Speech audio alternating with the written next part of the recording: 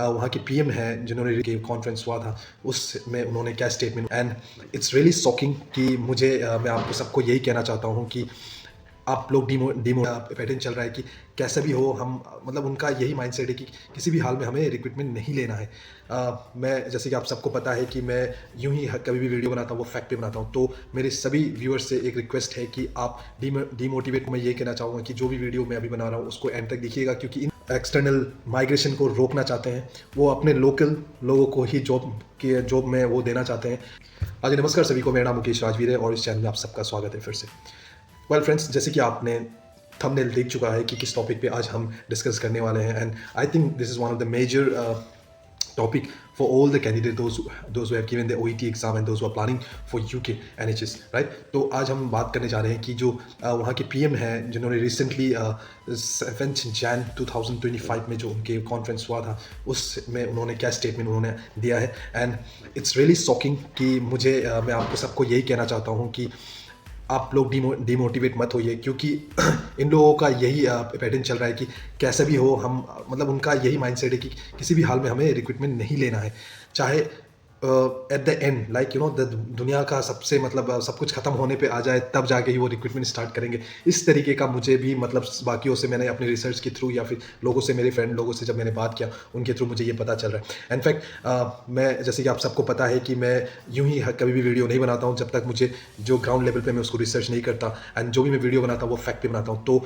मेरे सभी व्यूअर्स से एक रिक्वेस्ट है कि आप डीमोटिवेट मत होइए, एंड इनफैक्ट आपको मैं ये कहना चाहूँगा कि जो भी वीडियो मैं अभी बना रहा हूँ उसको एंड तक देखिएगा, क्योंकि इन बिटवीन आप स्किप करके चले जाएंगे तो कुछ समझ आएगा नहीं। तो आज की जो मैं वीडियो बना रहा हूँ वो लेटेस्ट अपडेट एनएचएस के ऊपर से जो आई है 7 जनवरी को 2025 को, उसके ऊपर हम ये वीडियो बनाने जा रहा हूँ और मैं आपको डिटेल्स में बताऊंगा कि what are the update they had taken for the UK NHS. Okay, so पहले स्टार्ट करते हैं कि केयर की स्टेटमेंट जो है, जैसे कि आप स्क्रीन में भी देख सकते हैं कि Keir Starmer's NHS plan. Okay, what are the key elements and it can be succeed. तो इसमें लिख रहे हैं कि PM has promised that 92% of patients waiting for plan care in England will once again be treated within 18 weeks.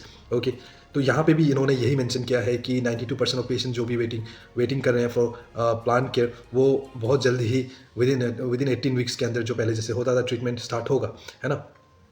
तो जैसे कि आप देख रहे हैं कि in Monday week NHS speaks Keir Starmer promise that by spring 2029, okay, 92% of patients waiting for plant care in England would once again be treated within 18 weeks, as they are meant to be already, but only 6 in actual care. Actually, this elevate perform plan will be delivered on our promise to end the blockage. The Prime Minister's vowed as he set out initiative to fulfill a pledge that is key part of plan for changes. यहाँ पे भी हमें कुछ भी एक भी मतलब उन्होंने एक वर्ड भी नहीं कहा है पहले स्टेटमेंट में भी कि यहाँ there is going to be changes in the recruitment from the UK NHS. ठीक है, फिर हम आगे बढ़ के देखते हैं कि उसमें उन्होंने क्या कहा है कि सेकंड जो हेडिंग है उसमें आप देख सकते हैं expanding the role of community diagnostic centre. इसमें भी उन लोगों ने सिर्फ इंपॉर्टेंस दिया है कि एक्सपांड करने के लिए role of community diagnostic centre. तो कम्युनिटी डायग्नोस्टिक सेंटर पे ही वो बढ़ाने की कोशिश कर रहे हैं, उनका ऊपर जो प्रेशराइज करके उसको वो काम करना चाह रहे हैं। तो इसके हमें कहीं भी ऐसा कुछ मिल नहीं रहा है कि जिससे मतलब हमें रिक्रूटमेंट में या फिर कुछ अपडेट दे रहे हैं, बट इसमें भी मतलब इतने बड़े कॉन्फ्रेंस और इतने नए अपडेट के साथ भी तो इसमें सिर्फ इन लोगों ने बस प्रॉमिस किया है कि 92% की केयरिंग वो 2029 तक फुलफिलमेंट करेंगे, बट इन्होंने ये नहीं कहा है कि एनएचएस यूके की तरफ से जो रिक्रूटमेंट है जो नर्सेज की वो बढ़ाया जाएगा और ऐसा कुछ। सेकंड पे हम बात करते हैं, देखिए एक्सपांड करने के लिए कह रहे हैं इसमें role of community diagnostic centre, जिसमें कम्युनिटी में जो भी डायग्नोस्टिक सेंटर है उसको एक्सपांड करने की ही बात कर रहे हैं। तीसरी पॉइंट इन लोगों का जो हेडिंग है उसमें आप देख सकते हैं कि more operation done in surgical hubs. तो इनमें ये ऑपरेशन का ऊपर ही वो कर रहे हैं। तो इसका जो मैं कुछ पढ़ के दिखाना चाहता हूँ, again this have existed for several years and more than 100 have been opened. This specialist facility will typically perform common operations such as cataract removal and hip replacement. Under the elective perform plan, 14 more will be open in hospital by June, and there others will be expanded, allowing more surgery to take place and treatment to take place sooner. Okay, do they work? The evidence suggests they do. Hubs enable the NHS trust that hosts them to do 22% more operation than if they did not have anyone.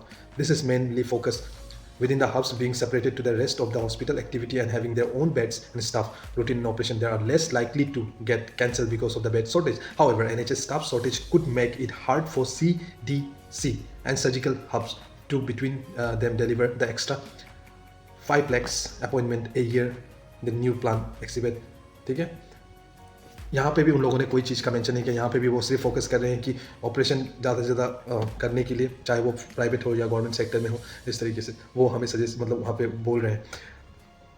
तीसरी headings हम देखते हैं कि using the private sector to treat more NHS patient. इसमें भी इन्होंने यही कहा है कि किस तरीके से प्राइवेट सेक्टर की हॉस्पिटल्स हैं या प्राइवेट नर्सेस या प्राइवेट आप टेक्नीशियंस या मेडिकल रिलेटेड जो भी हैं, उन लोगों को यूज़ करके वो अपना ज़्यादा से ज़्यादा अपना काम लेना चाह रहे हैं।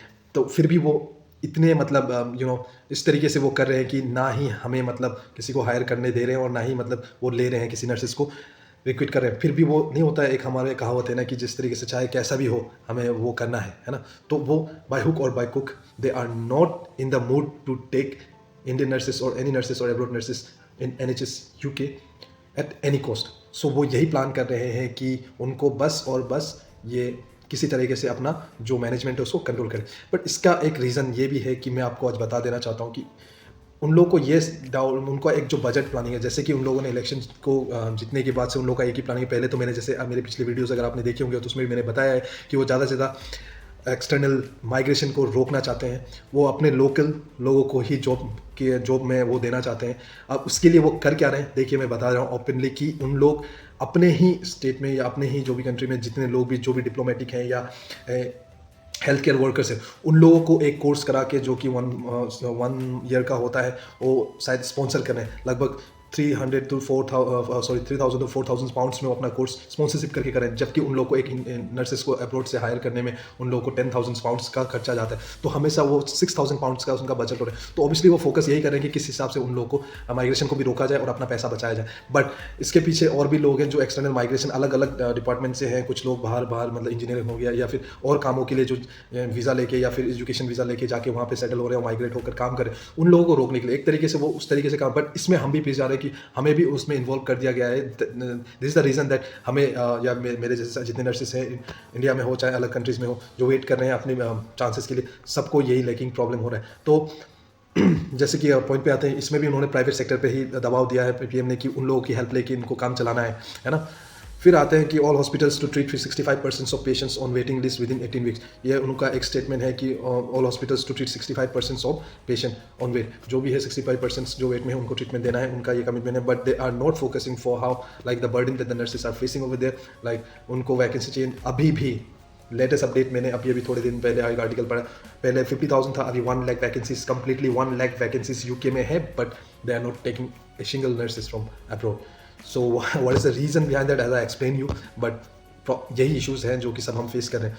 तो यहाँ पे सारे आर्टिकल्स हम देखने के बाद हमें ये लग रहा है कि यहाँ पे कहीं भी एक भी शब्द का इस्तेमाल नहीं हुआ है कि नर्सेस की हायर करने का कुछ अपडेट।